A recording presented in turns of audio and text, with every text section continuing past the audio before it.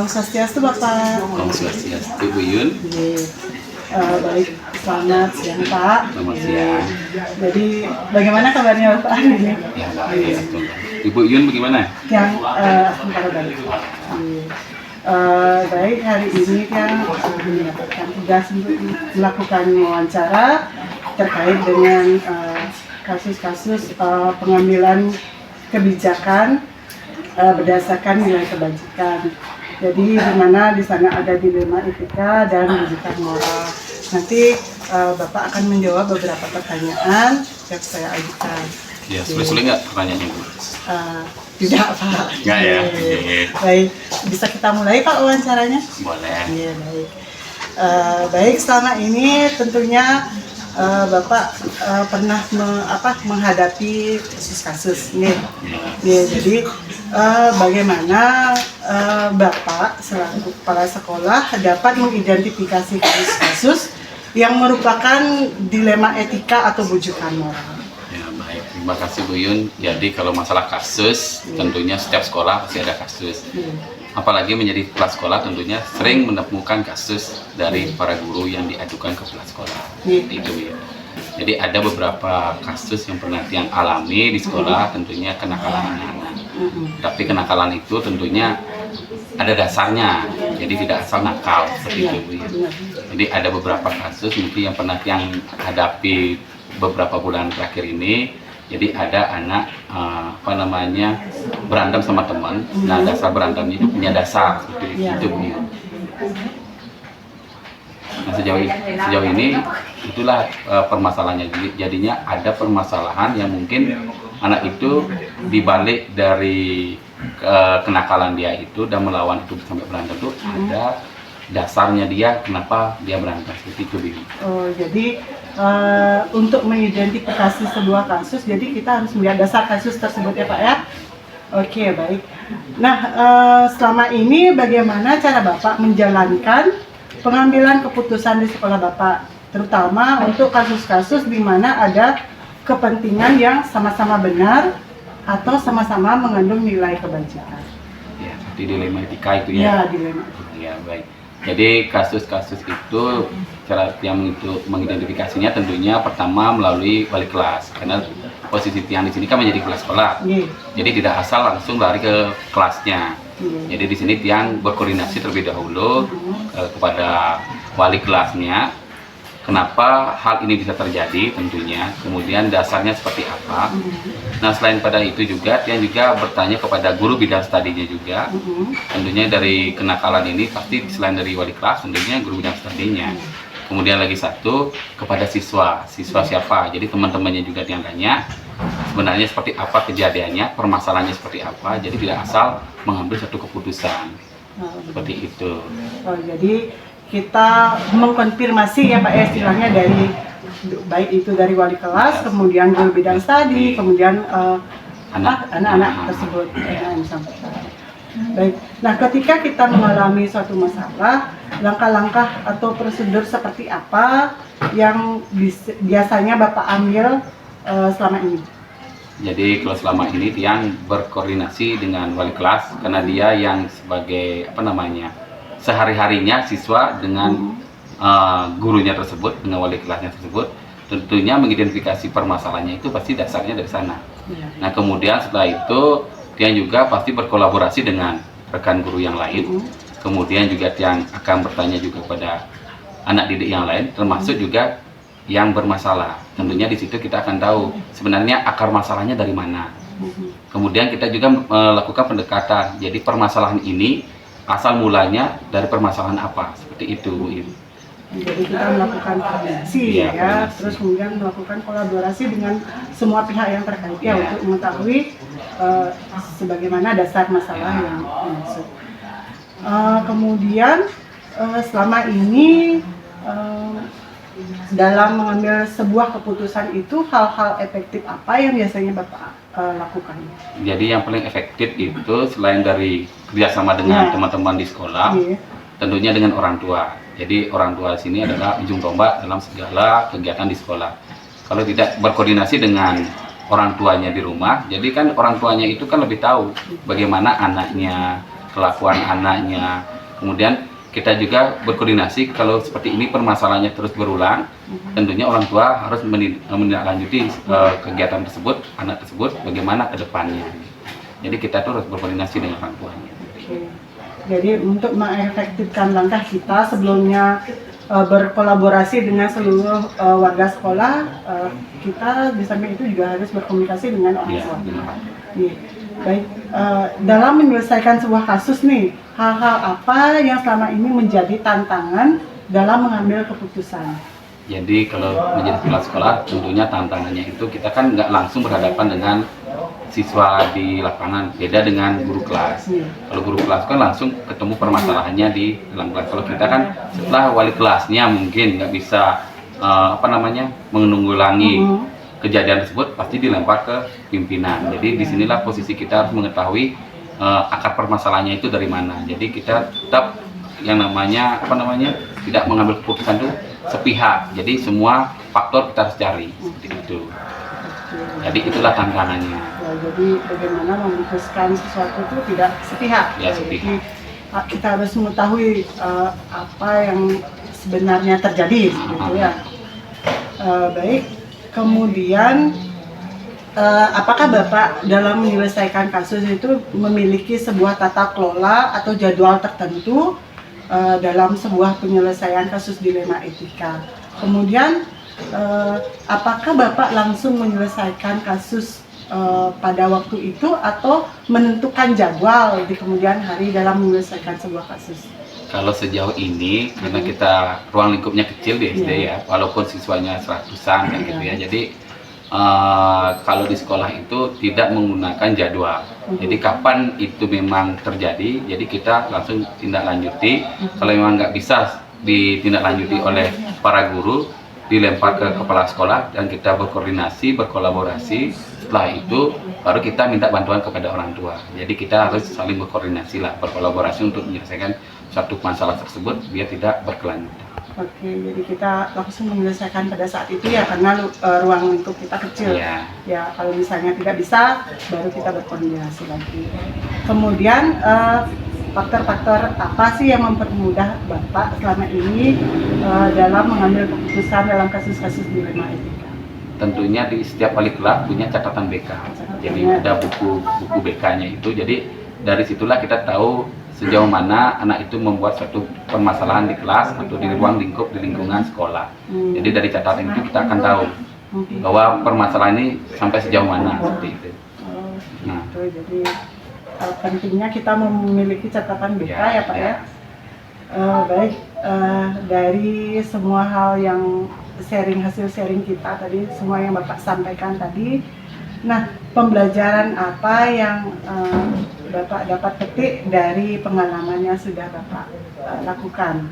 Jadi pengalaman ya, jadi pengalaman itu mau jadi guru, mau jadi pimpinan sama saja. Jadi setiap keputusan itu harus mencari akar permasalahan. Jadi tidak boleh mengambil keputusan itu sepihak atau dari satu orang dua orang. Jadi tentunya kita harus tahu dari mana akar permasalahan tersebut, kemudian kita berkolaborasi dan kita menentukan yang mana benar dan salah dan menyelesaikan dengan sesuai dengan aturan seperti itu. Jadi dapat yang simpulkan di sini, apapun masalah yang terjadi, yang terpenting itu kita adalah mencari duduk permasalahannya terlebih dahulu untuk mengetahui dan untuk memutuskan yang mana kira-kira benar dan bisa kita lakukan untuk menindaklanjuti seperti itu ya Pak ya. Sesuai dengan aturan sekolah juga. Sesuai dengan aturan dan regulasi yang ada. Baik Pak, jadi itu saja untuk pertanyaan wawancara. Terima kasih atas sharingnya. Semoga hasil sharing yang Bapak sampaikan tadi bisa bermanfaat untuk ya. Terima kasih. Terima kasih Bapak. Selamat siang. Selamat siang. Om Santi.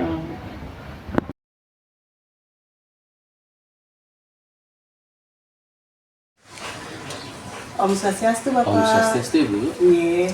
Selamat siang Pak Gede. Ya, selamat siang. Baik, hari ini yang bertugas untuk melakukan wawancara terkait dengan kasus-kasus di mana kita menyelesaikan kasus tersebut dengan dilema etika atau rujukan moral. Ya. Bagaimana kabarnya Bapak hari ini? Sehat selalu. Secara sehat. Oke. Baik, bisa kita mulai? Silakan. Baik. Baik, selama ini tentunya kita di sekolah menghadapi kasus-kasus ya Pak ya. Ya. Kemudian bagaimana cara Pak Gede untuk dapat mengidentifikasi kasus-kasus yang merupakan dilema etika atau bujukan moral? Ya. Kalau itu bisa kita amati dulu. Setelah kita amati lalu kita identifikasi bagaimana kasus itu atau ke bentuk mana kasus itu. Apabila termasuk ke dilema etika atau bujukan moral, kita akan masukkan langsung ke sana dengan pengamatan yang tadi. Jadi kita mengamati dulu ya Pak ya. Ya. Baru kita identifikasi apakah dia masuk ke dilema etika atau kebujukan moral. Ya. Kemudian selama ini nih menurut Pak Gede, bagaimana caranya menjalankan pengambilan keputusan di sekolah Bapak, terutama dalam kasus-kasus di mana ada kepentingan yang sama-sama benar dan sama-sama memiliki nilai kebajikan. Kita pentingkan dulu, kedepankan dulu komunikasi. Terutama antar saya sebagai PLT kepala sekolah bersama guru-guru. Kita pentingkan komunikasi dulu, kita jalin komunikasi, kita cari penyebabnya, akar masalahnya di mana sebelum kita mengambil keputusan, agar keputusan yang kita ambil itu bisa bijaksana, tidak merugikan salah satu. Jadi kepentingan kita jalan keduanya beriringan tanpa ada yang dirugikan. Setelah komunikasi berjalan lancar, apabila masih belum menemui titik temu, kita adakan kolaborasi dengan musyawarah bersama teman-teman guru yang lain. Oke, baik. Jadi dalam mengambil sebuah keputusan yang mengandung nilai kebajikan, kita mengutamakan komunikasi ya Pak ya, sehingga apa keputusan yang kita ambil itu dapat bijaksana. Ya. Baik, berikutnya langkah-langkah atau prosedur seperti apa yang biasanya Bapak lakukan selama ini dalam menyelesaikan kasus? Yang pertama biasanya kita identifikasi dulu, jelas masalahnya kita identifikasi dulu, duduk permasalahannya di mana. Setelah itu kita lakukan komunikasi dua arah lah dengan rekan guru. Setelah kita lakukan komunikasi, kalau memang belum menemukan titik temunya, kita kolaborasi bersama rekan-rekan yang lain, kita musyawarah bagaimana sambil mencari titik temu yang benar-benar tepat. Jadi keputusan yang kita ambil benar-benar tepat untuk menangani kasus itu. Jadi langkah-langkah yang Bapak lakukan itu yang pertama itu tentunya identifikasi, kemudian komunikasi, dan melakukan kolaborasi dengan seluruh pihak terkait, gitu ya Pak ya. Kemudian hal-hal selama ini yang Bapak anggap efektif dalam pengambilan keputusan pada kasus-kasus dilema etika itu seperti apa? Yang paling efektif adalah yang pertama kita menjalin komunikasi secara terbuka. Jadi apabila komunikasinya terbuka, tidak ada yang ditutup-tutupi, jelas permasalahannya, jadi pengambilan keputusannya pun akan cepat.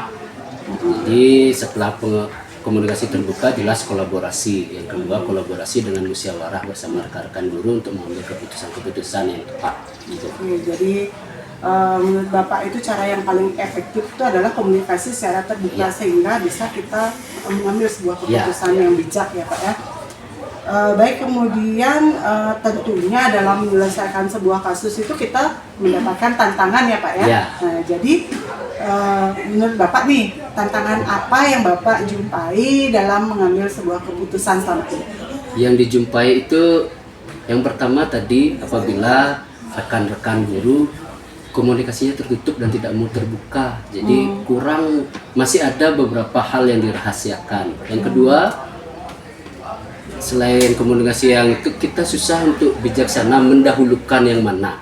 Mendahulukan apakah harus kepentingan sekolah yang didahulukan atau kepentingan pribadinya yang mana. Keduanya itu sama-sama penting, bila mana penting itu yang susah. Sehingga kami harus benar-benar menganalisis, mengidentifikasi masalahnya dengan tepat supaya tidak ada satu kepentingan yang dirugikan. Jadi kalau bisa keduanya jalan dan tidak merugikan siapapun. Baik. Jadi pentingnya menjalin komunikasi yang terbuka ya untuk membuat suatu keputusan itu bisa kita terapkan gitu. Kemudian dalam menyelesaikan sebuah kasus tuh, apakah Bapak memiliki tata kelola atau jadwal tertentu dalam menyelesaikan kasus, terutama kasus dilema etika? Kemudian dalam menyelesaikan kasus tersebut, apakah Bapak langsung selesaikan pada saat itu atau Bapak menentukan jadwal lain dalam menyelesaikan? Ya, biasanya kasus-kasus dilema etika atau rujukan moral ini kan secara spontan hadirnya, kita tidak bisa jadwalkan. Jadi apabila muncul kasus, kita langsung segera selesaikan, kita langsung segera komunikasikan, kita langsung segera ambil keputusan yang tepat untuk bisa menyelesaikan masalah-masalah itu. Jadi tidak perlu kami jadwalkan lagi, karena kalau semakin lama ditunda kasus itu nanti semakin besar seperti bola salju nanti. Jadi lebih bagus cepat selesaikan.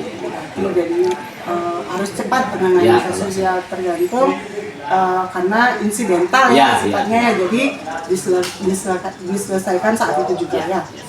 Kemudian pada saat menyelesaikan kasus, apakah ada seseorang atau faktor-faktor yang dapat mempermudah Bapak atau membantu Bapak dalam mengambil sebuah keputusan selama ini? Ya, dalam kasus-kasus seperti ini, seperti yang saya katakan tadi, faktor yang paling menentukan itu komunikasinya. Komunikasi yang terbuka antar dua arah itu sangat-sangat menentukan. Jadi kalau memang sudah plong, sudah terbuka semua, jelas masalahnya akarnya di mana, sehingga keputusannya pun bisa cepat diambil dan tepat. Oke, baik. Dari semua sharing yang Pak Gede tadi sampaikan, yang terakhir nih, dari semua yang Bapak sampaikan itu pembelajaran apa yang dapat Bapak petik dari penyelesaian kasus selama ini, pengambilan keputusan selama ini? Pembelajaran yang saya dapat selama ini adalah pentingnya membangun relasi positif antar rekan kerja, terutama saya sebagai PLT dengan rekan-rekan guru dan staf pegawai yang lain.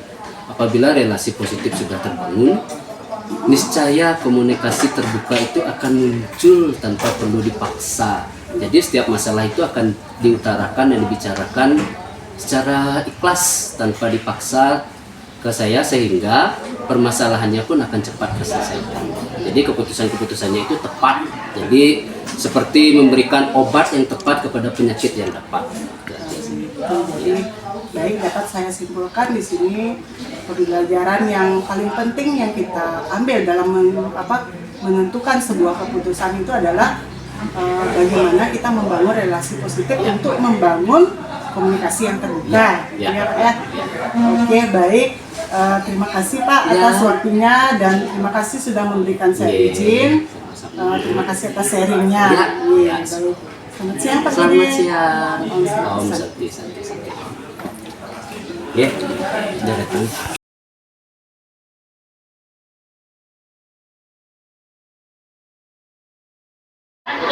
Selamat pagi.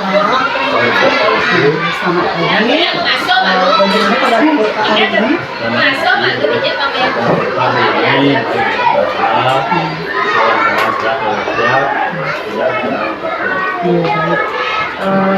Sebelumnya saya menyampaikan terima kasih atas ilmu yang sudah Bapak berikan untuk saya melakukan wawancara di sekolah Bapak, yaitu sekolah SD Negeri 3 Jadi saya akan melakukan wawancara terkait dengan pengambilan keputusan berdasarkan nilai-nilai kebajikan dan nilai etika baik, bisa kita dulu Pak. Jadi selama ini bagaimana Bapak dapat mengidentifikasi kasus-kasus yang merupakan dilema etika atau dalam hal mengidentifikasi kasus dilema etika dan rujukan moral, sudah tentu kita harus melihat, mengidentifikasi kasusnya terlebih dahulu, apakah kasus tersebut termasuk dilema etika atau kasus itu termasuk rujukan moral.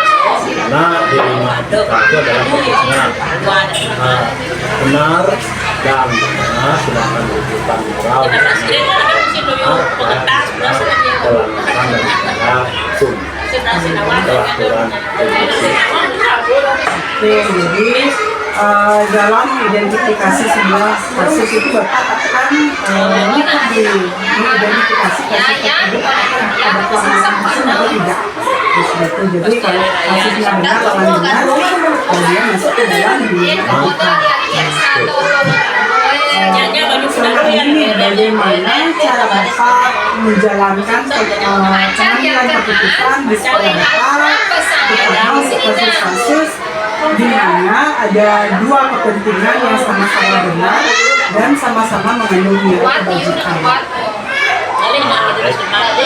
Dalam hal menyelesaikan kasus di mana di sana kasusnya adalah sama-sama benar, yang ya sudah tentu setelah mengidentifikasi kasusnya, saya lebih banyak di sana mengedepankan komunikasi dua arah atau dengan cara musyawarah.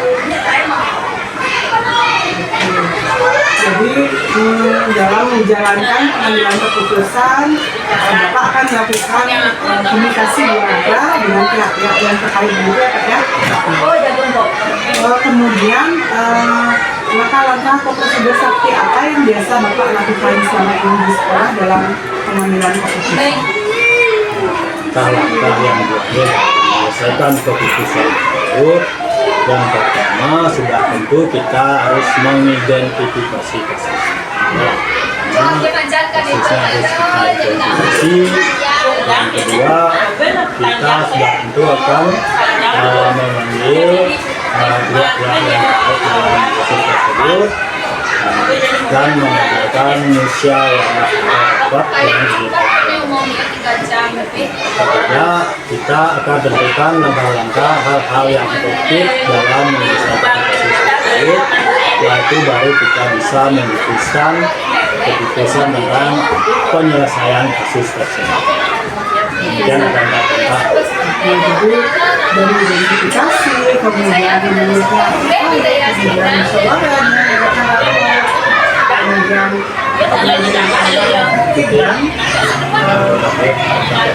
bisa mengambil sebuah keputusan. Jadi dari langkah-langkah tersebut, hal-hal apa saja yang selama ini Bapak anggap efektif dalam mengambil sebuah keputusan dalam kasus-kasus yang Bapak hadapi tentunya dalam dilema etika? Yang paling efektif di sana adalah dimana dalam hal musyawarah kita sudah tentu kita mengadakan komunikasi yang baik dengan pihak-pihak terkait. Setelah itu kita melakukan musyawarah, baru bisa kita nanti akan bisa mengambil keputusan. Itu yang berbeda. Oke, jadi komunikasi intinya pentingnya di sini Pak ya, yang paling efektif untuk dapat mengambil keputusan yang baik tentunya ya.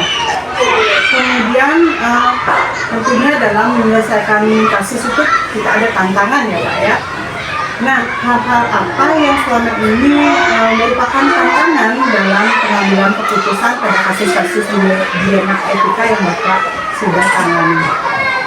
Jadi tantangannya yang paling berat itu adalah apa? Dalam hal ketegasan. Dalam hal ketegasan kita menerapkan aturan atau disiplin yang ada di sini. Kadang kita berhadapan dengan terutama kasus dilema etika. Di satu pihak mungkin yang terlibat dalam kasus itu adalah dia juga benar, kita di sekolah juga benar, tapi perlu kita juga ada ketegasan dalam hal menerapkan aturan-aturan demikian. Jadi tantangannya itu dalam ketegasan kita dalam mengambil sebuah keputusan ya Pak ya. Jadi gimana satu sisi itu benar dari sisi pribadi dan satu sisi lagi benar itu dari sisi sekolah. Oke, jadi itu yang menjadi dilema etika ya Pak ya. Oke, baik. Selama ini apakah Bapak memiliki sebuah tata cara atau jadwal tertentu dalam sebuah penyelesaian kasus dilema etika? Nah, kemudian apakah Bapak langsung menyelesaikan di tempat atau Bapak membuatkan sebuah jadwal dalam menyelesaikannya? Bentuk dan prosedurnya itu seperti apa? Baik, kalau masalah ini dalam menyelesaikan kasusnya kita lihat dulu kasusnya ya, tergantung kasus yang kita ada. Kalau kasusnya ringan bisa kita langsung komunikasi dengan pihak terkait, terus bisa kita langsung selesaikan tanpa prosedur. Sedangkan kalau kasusnya kompleks atau berat, di sana kita juga memerlukan langkah-langkah terutama dalam kasus, saudara, terkait. Pertama, kalau kasusnya yang berat perlu kita identifikasi dengan musyawarah, selanjutnya kita diskusikan dengan pihak yang bersangkutan kasusnya, lalu kita tentukan langkah-langkahnya, selanjutnya baru kita juga komunikasikan dengan pihak yang lebih mengenal atau memahami tentang kasus tersebut,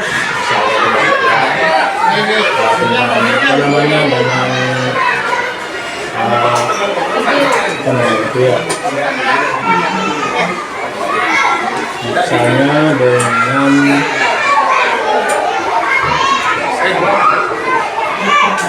dengan pihak yang berkaitan. Baik, di dalam menyelesaikan sebuah kasus di mana Bapak akan melihat dulu ya apakah kasus tersebut ringan atau berat. Kalau ringan Bapak bisa selesaikan dan komunikasikan secara langsung. Kemudian apabila kasus tersebut kompleks atau berat, Bapak akan menerapkan langkah-langkah yang selama ini Bapak sudah terapkan seperti yang Bapak bilang tadi seperti itu ya Pak ya, melibatkan pihak-pihak yang terkait. Baik, berikutnya dalam menyelesaikan sebuah kasus, apakah ada seseorang atau faktor-faktor apa nih selama ini yang bisa mempermudah Bapak dalam mengambil keputusan kasus-kasus dilema etika?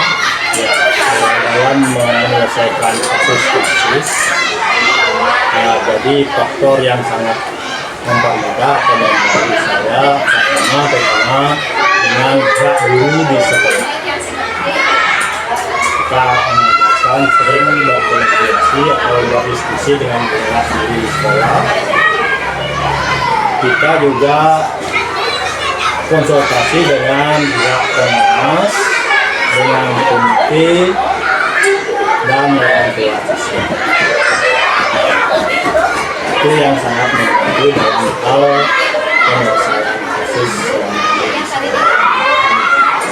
Jadi dalam menyelesaikan sebuah kasus di mana Bapak melibatkan guru di sekolah, kemudian menjalin kolaborasi dan komunikasi serta diskusi yang baik itu dengan komite, dengan pengawas ataupun dengan orang tua siswa dan siswa itu sendiri ya, sehingga terjalin kolaborasi yang erat. Gitu ya Pak ya. Baik, nih kita sudah di penghujung pertanyaan wawancara. Nah, dari semua hal yang Bapak sampaikan tadi, pembelajaran apa yang Bapak petik dari pengalaman-pengalaman Bapak dalam mengambil keputusan penyelesaian kasus dilema etika? Dari semua itu dari pengalaman yang menghadapi selama di sini. Hal-hal yang dapat dilakukan atau yang bisa kita petik dari sini adalah dalam sebuah kasus, terutama kasusnya G5 Etika di sana, kita perlu menghadapi kasus tersebut melihatnya dari semua sisi. Artinya kita berusaha keluar dari diri sendiri, kita melihat dari berbagai sisi supaya dalam hal menyelesaikan kasus nanti tidak merugikan pihak-pihak yang merasa dirugikan. Jadi pengalamannya itu kita harus melihat kasus itu dari berbagai sisi ya. Jadi mungkin dari sisi kita benar, tapi di sisi orang lain tidak benar seperti itu ya maksudnya. Oke, jadi kita tentunya harus berpedoman sama orang ya. Jadi untuk menghadapi kasus ya itu perlu melihat kebenaran berdasarkan suatu regulasi atau aturannya. Nah, itu ya Pak ya maksudnya. Oke, baik. Terima kasih Pak atas sharingnya, atas sharing pengalaman Bapak tentang penyelesaian sebuah kasus. Oke, sekali lagi yang mengucapkan terima kasih. Kita sudah melakukan perbincangan tentunya dengan kasus G5 Etika. Baik, terima kasih atas waktunya Pak. Selamat pagi. Selamat pagi. Selamat pagi.